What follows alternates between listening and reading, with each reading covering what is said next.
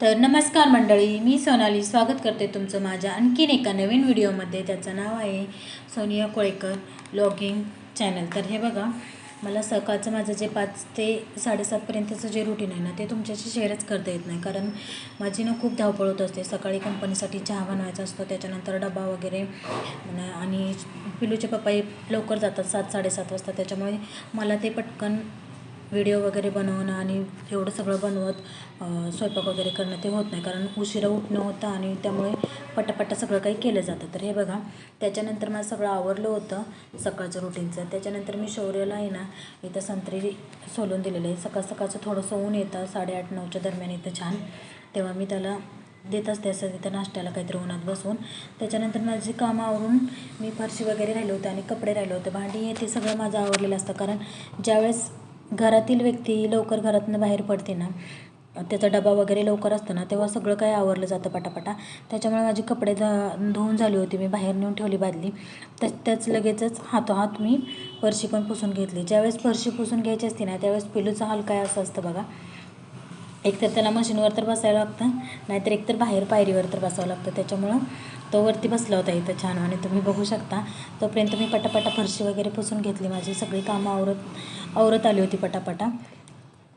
एकतर काम पटापटा उरकलं तर लवकर 9-10पर्यंत झाले ना तर फास्टमध्ये होतात, आणि 10च्या नंतर जर ते रखडली ना तर ती रोकडूनच राहतात. परत करण्याची त्याची इच्छाच होत नाही की बाबा ते काम पटकन उरकावं किंवा काय, असं वाटतच नाही.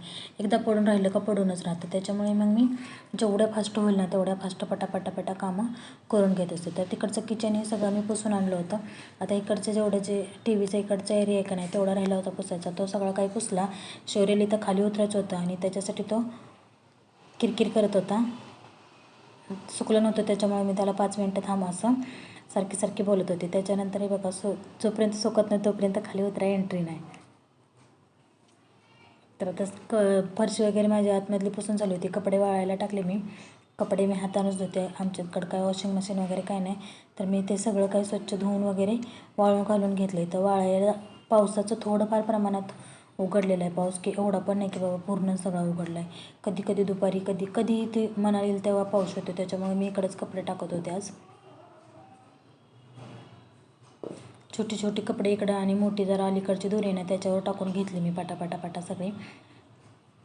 जेवढं लवकर कपडे धुवून होईल ना तेवढं लवकर पाणी वगैरे त्यामधलं निथळतं, आणि जरी पाऊस आला तर परत घरात टाकायचं म्हणलं तरी काही टेन्शन येत नाही. त्याच्यामुळं मी सगळ्यात अगोदर ना कपडे आणि फरशी ते सगळे कामं करून घेत असते. तर ही सगळी कामं तर रोजचीच असतात, डेलीची. आता शौर्य आजारी असल्यामुळे मी त्याला घालवायला जात नाही शाळेमध्ये, नाहीतर मी 10:30 किंवा 11:45 वाजले ना मग त्याला शाळेमध्ये सोडून येते. ही सगळी 10:30पर्यंत मी सगळी कामं आवरते आणि 11:45ला मी त्याला शाळेत सोडून येते. हे रोजचं डेलीचं रुटीन असतं माझं. खरं तर मी एक दिवशी तुम्हाला सकाळी 5 ते 12पर्यंतचं, म्हणजे शौर्य शाळेतून येईपर्यंतचं 12:15 ते 12:30पर्यंतचं सगळं रुटीन मी एका व्हिडिओमध्ये तुम्हाला शेअर करीन. तुम्हाला कसं वाटतं मग मला ते नक्की सांगा कमेंटमध्ये. आणि माझे व्हिडिओ बघायला आवडत असतील ना तर नक्की मला कमेंटमध्ये सांगा. आणि सगळ्यात महत्त्वाचं म्हणजे आपले चॅनलला सबस्क्राईब करा आणि लाईक देखील करा, फॉलो करा, तसेच शेअर देखील करा तुमच्या मैत्रिणीला, याला त्याला. त्यामुळे आपलं चॅनल नक्कीच ग्रो होईल. तुमच्या मदतीने हे नक्कीच होऊ शकतं. तर प्लीज माझ्या चॅनलला नक्की सपोर्ट करा. तर इथं सगळ्या गृहिणींना तरी ही रोजचीच कामं असतात. कपडे धुणं, भांडी वगैरे हे ते सगळं रोजचंच असतं. त्याच्यानंतर मी सगळं काही आवरलं.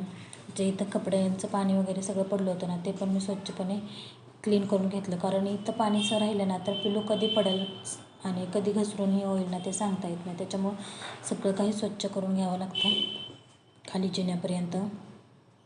आणि हे रोजची डेलीचीच ड्युटी असते.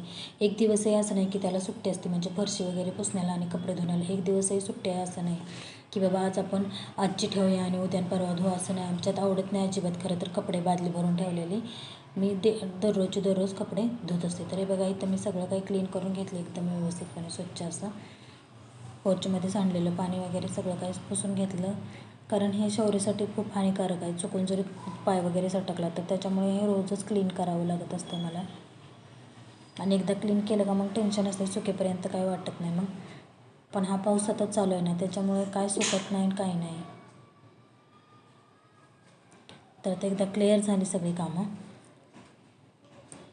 त्याच्यानंतर थोड्या वेळ आम्ही बसलो आणि नंतर आम्ही मग वरती गेलो. कपडे सुकत आली होती. थोड्या वेळानंतर ना आम्ही टेरेसला गेलो. तिथं काही झाडांना थोडंफार हे करायचं होतं, खाऊ वगैरे घालायचं होतं आणि मला थोडंसं तेल पण बनवायचं होतं. त्याच्यासाठी मग मी कोरफडीची पानं किंवा जास्वंदीची फुलं वगैरे हे ते पाहायला गेले होते. मी निम्म म्हणजे थोडं थोडं गोळा करून ठेवलं होतं इकडून तिकडून तेल बनवायसाठी.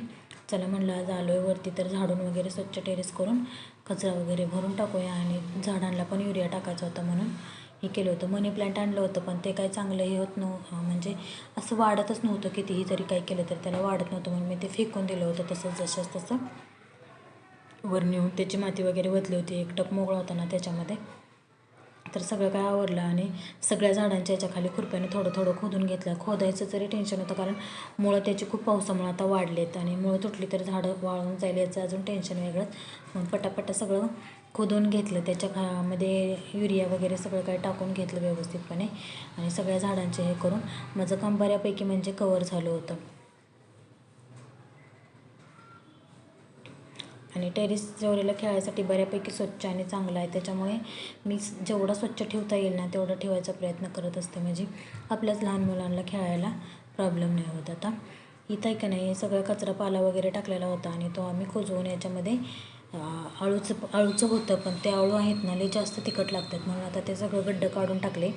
तरी पण थोडे थोडे चुकून राहिलेले का होईना पण ते उगवून येतात म्हणजे येतातच. त्याच्यासाठी मग परत थोडीशी माती काढली आणि तुळशीचं रोप लावून घेतलं. त्या कुंडीत जरा माती होती खाली थोडी आणि शौर्यकडून कुंडी पडली होती तुळशीच्या झाडाच्या खाली आणि फुटली. त्याच्यामुळे मग तुळसच नाही तर कितीतरी दिवस झालं.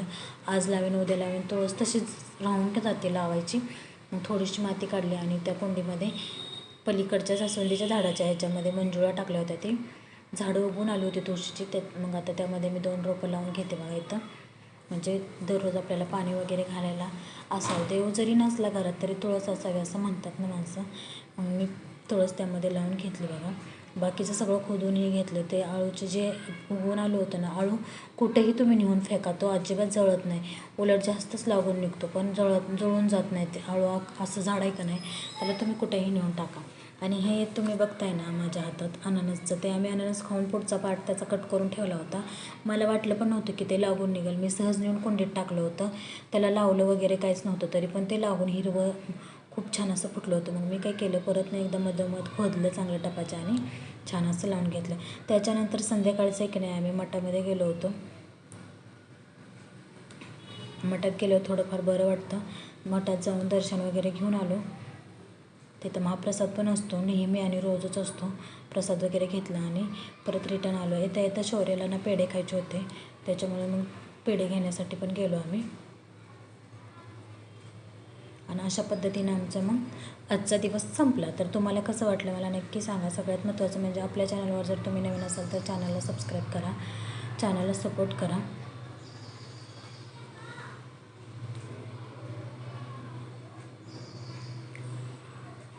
तर अशा पद्धतीने आपला व्लॉग तुम्हाला आवडला का मला नक्की सांगा कमेंटमध्ये.